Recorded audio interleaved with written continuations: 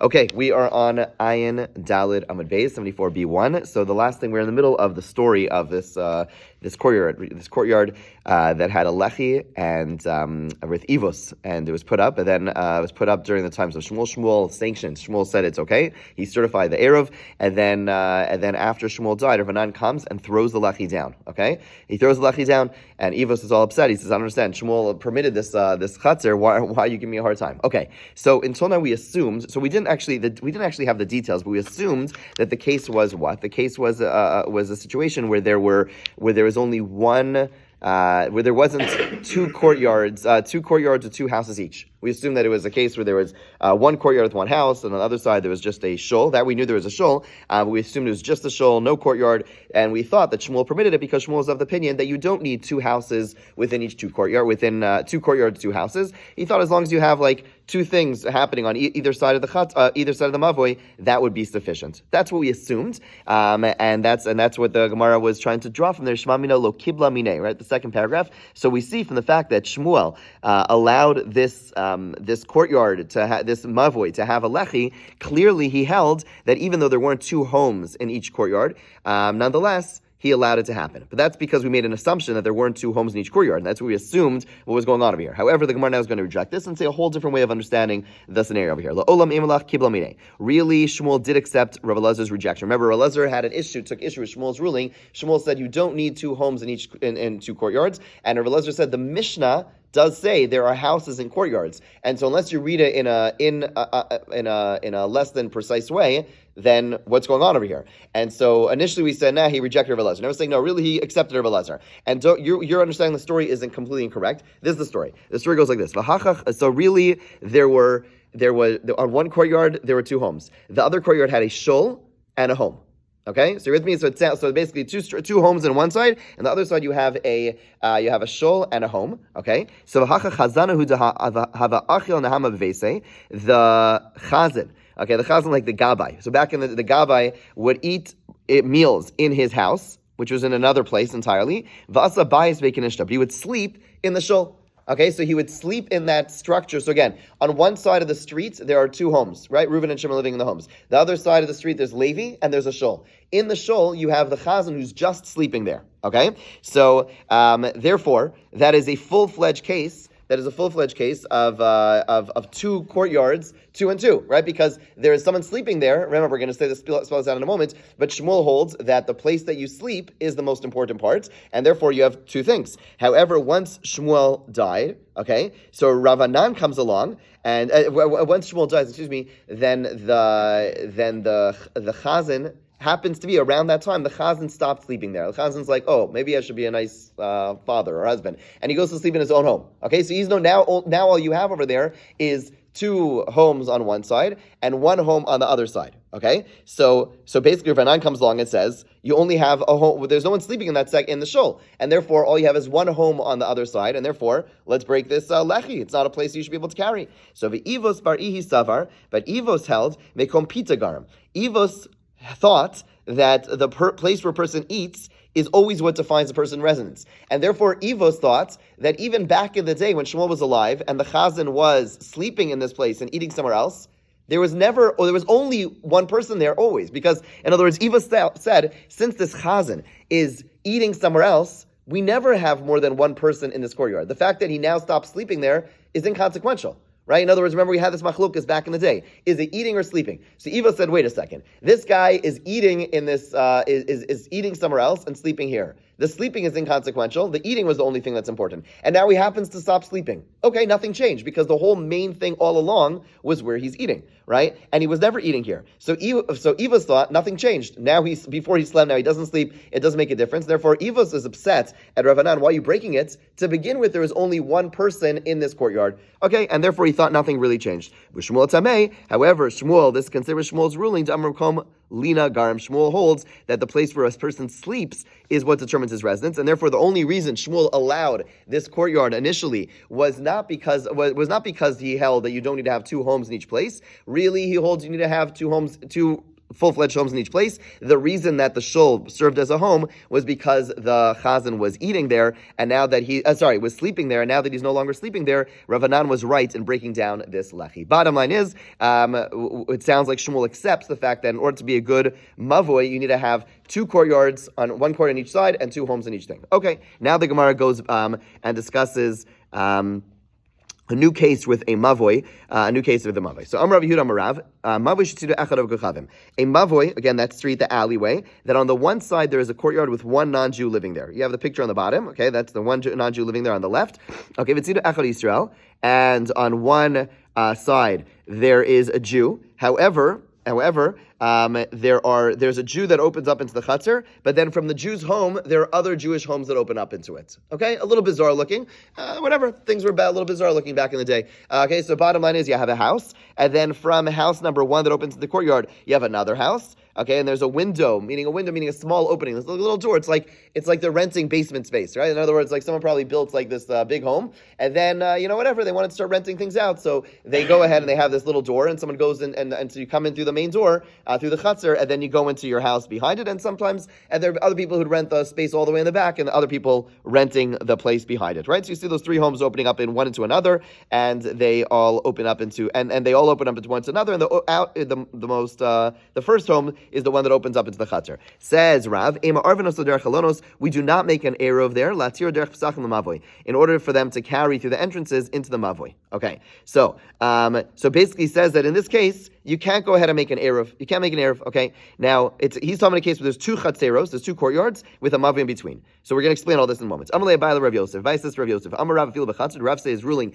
even in the case of a courtyard, meaning pretend there is no mavoy there. Pretend this is just one big chatzer, one big courtyard. Yeah, in other words, take out that alleyway, take out those walls that partition away the 2 things, and imagine this is all just one big courtyard. Would he say the same halacha that you wouldn't be able to make an eruv? Amar in. Rav would say yes. It would not be. You would not be allowed to make an eruv in this case. Okay, so to Ilo Amar,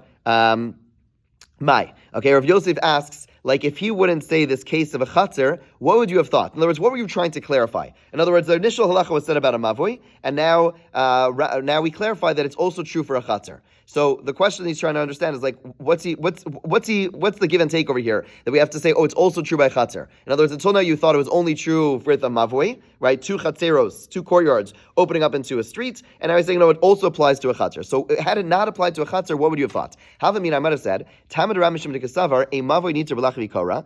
Okay, that actually you batim chatzeros psuchim lesocho. You would have initially, if had he just said his halacha for a mavoi, you would have said the reason this is true is because a mavoi is only permissible if there are homes and courtyards, meaning 2 courtyards with 2 homes each, okay? And the reason that he wouldn't allow, the case, the picture that we're looking at, is because the fact that the non-Jew's home is not considered a whole courtyard. We had an earlier Mishnah which told us that a courtyard with a non-Jew living there, we don't treat it as a full-fledged courtyard. Okay, and that's why he doesn't allow it. Okay, it's hard. So basically, why? Because he holds that.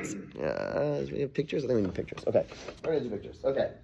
You know, a good teacher is someone who erases. I don't do this ever, but it's Ahava's credit. She erased everything. Okay, I'm very impressed. She had a lot of writing on this thing. Okay, so the bottom line is, what are we saying? We're saying, okay, so you have this, and you have the non-Jew's house, non-Jew, and then you have it open. This is a courtyard. There's a chutzner, right? Chutzner. Okay, and then it opens up into a mavoi. Okay, this is the mavoi, and then you have over here, you have the Jew's house, right? The Jew's house, which kind of opens up into other homes. Fine. So basically, and there's a Jew's guy, Jew. Okay, so basically, we're saying the reason Rav would say this halacha is because this whole chatzar is basically a non-chatzar. So basically, you're looking at a case where you just have one chatzar and one chatzar with Jews living here. So of course, you would say the reason that a lechi and a korah are not going to work is because at the end of the day, you only have one courtyard, one courtyard, one chatzar, right? Same thing. One courtyard, and you need to have 2 with homes. So you have 2 homes over here. You have more than 1 home over here, but this thing does not exist. So basically, Rav says that essentially, well, if he only said his halacha by courtyards, then by mavois, then he's coming to teach you this halacha that in order to have a lechi or a korah, you need to have 2 courtyards and 2 homes each. That's essentially what it's coming to teach. Right? That would basically be. I'm not sure if I'm adding anything by writing over here, but the point is that this is what he would be coming to teach. V'tarti lamali. Now the question would be, why does he need to say this twice? Rav already told us this halacha somewhere else. So why does he need this halacha to teach us this thing? That this doesn't work because this courtyard doesn't really count for anything, and therefore it's out of the equation, and therefore it's teaching us this. But he already taught us this explicitly before. So why do you need this both? Stricha dimahi. Had I only had the place where he said these words. Specifically, where he said these words, then Havamina would have said, Dir so mishma dira. You would have thought when it comes to a lechi and a korah, we would say, you know what? Yes, generally speaking, we need to have 2 courtyards, 2 homes each. But the non-Jew, this whole thing of ignoring the residence of a non-Jew, by the way, this case would have more than one non-Jew, let's say.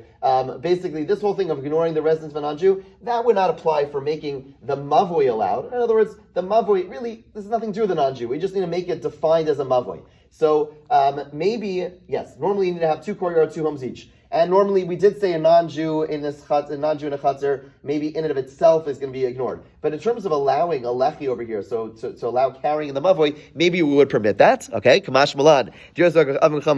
No, an idolater's, a non-Jew's residence is not considered a residence. And had I just had this ruling, then what? Loyadana batim kama. Okay, I don't necessarily know if. Sorry, and if I just have this ruling, where it says it's no good, but you wouldn't say what is good. In other words, I wouldn't know, it's no good because we ignore the non-Jew. Fine. But what is good? How many houses do you need in each courtyard? It wouldn't be explicit. So, Kamash Malan, I wouldn't know how many houses in each chatzar are necessary. Kamash Malan batim train. So I would know that I need to have 2 houses needed for each 2. So therefore he needs this statement, teach me I need 2 courtyards with 2 homes each. So the bottom line is, had Rav's halacha only been said about the case of a mavoi, then I would have said the reason he really is coming to teach this halacha, but I need to say it twice to teach me all the different, possible mistakes I would have made. So the bottom line is teach me that A, I need 2 courtyards, 2 homes each, and B, a non-Jew's home is still not going to be considered a home in order to allow the mavoi. Okay? So that's what I would have thought had it only been true for a mavoi. But now we're saying that Rav actually said his halacha not only in the case of a mavoi, but also in the case where it's one thing, where it's all one chatzir. Is clear enough? Yeah? Where it's all one chatzir, right? And basically coming to, basically it's all one chatzir. So he says his halacha over here too. So why is he coming to teach me this halacha? He's teaching me this, A, in the case of a mavoi, but also in the case where it's just one big courtyard. Why? To teach me that a Jew, this guy, is not allowed to live alone with a non-Jew. Now, it's true over here there are these other Jews living, but they're really separate. Really, they all have their own openings into the street, and therefore he's coming to teach me that this guy can't live in the same courtyard as this guy. Okay, Rav Yosef, if this is so, that this is this now that we understand that Rav taught his halacha both in regards to a courtyard, this case, and the case where the mavoi, the case I just erased. Now I understand what I heard from my teacher of Tavla, who said, who said non-Jew 2 times in the context of this halacha. I didn't know what he meant, and now I understand what he's teaching is that this ruling of this, that it doesn't work is true both in the case where it's just a chatzar and in the case where there is a mavoi. In both these cases, he was teaching the halacha. That's why he said it twice. This is just one of these examples where you have, like the rabbi said something years and years and years ago. He never understood it, but now after years, he finally, I get it. Now I understand what's going on. And that's the end of the Gemara, that basically in both these cases, both where it's a chatzar alone, and it's case of mavoi, it's not going to work. Let's just read through the Mishnah. The Mishnah, most of the Mishnah is review, and the Mishnah is also going to be unpacked in the day to come. So we're going to go back to these cases where you have 2 courtyards, one behind the other. So shtei chatzar azul lefnim mizu. You have 2 courtyards, which are one behind the other. Okay, fine. So erva hapnimis by erva hachitzon. If let's say the people in the inner courtyard, the further one, the one that's away from the streets, join the Arab, the outer ones did not. Okay, hapnimis b'teres. The inner ones are allowed to carry in their chatzar. Vachitzon isura. Obviously, the ones in the outer one are not allowed to carry. Hachitzon of lo primis. Let's say the people in the outer Eruv made an Eruv, the outer courtyard made an Eruv, and the people in the inner one did not. Shtein asuros. Then they're both forbidden. Okay, why are they both forbidden? If you recall, because the people in the inner one have to walk through the ones in the outer one, and since they can't carry, they cause the people in the outer one, which they walk through, also to be not to be allowed to carry. Erva Zula Atzma, Vazula Atzma. Let's say they each made their own Eruv. Zomateres B'fnei Atzma, Vazumateres B'fnei Atzma. They each be allowed to carry. Rabbi Kiva Osar Chitzon. Rabbi Kiva, it would still, in that case where they each made their own Eruv, would say that the people in the outer courtyard are forbidden. Why should Drisas HaRegel starts? Because the fact that the people in the inner chutzner are allowed to walk through the outer one, even though they each independently made an Eruv, the people in the outer one are going to be completely restricted. V'chacham omrim, ein Drisas HaRegel starts. The fact that people can walk through it does not make it like as if they live there to the point that they're going to cause the people in the outer one to be forbidden. Okay, Shachach Echa min hachitzon of Eruv. If let's say one resident of the outer chutzner, of the outer courtyard, forgot and not joined the Eruv of his chutzner, then apnimis muteres, once again, the people in the inner one is going to be allowed, but the ones in the outer one are not allowed. Okay, because why? Because the outer one, the outer one, there's someone missing an Eruv over there. Okay, let's say a person from the inner chutzner forgot and did not join the Eruv, shtein asuros, then they're both going to be forbidden, since once you have people in the inner one who are not allowed to carry, then everyone agrees, then that causes the people in the outer one to not be allowed to carry as well. Okay, 75A2. Nasnu Eruvin bakum echad. Let's say they put their place in one place. The meaning, the Gemara is going to explain, they put it in the outer chutzner. In other words, let's say they all join together and they place the Eruv in the outer chutzner. And one resident, whether the resident the inner one or resident the outer one, forgot to join the Eruv. Shtein asuras, both chutzneros are restricted. If the two courtyards, each courtyard had one person each, they do not need to join an Eruv whatsoever. The Gemara is going to unpack each line of this Mishnah, and we'll pick up, God willing, tomorrow. Okay, have a great day.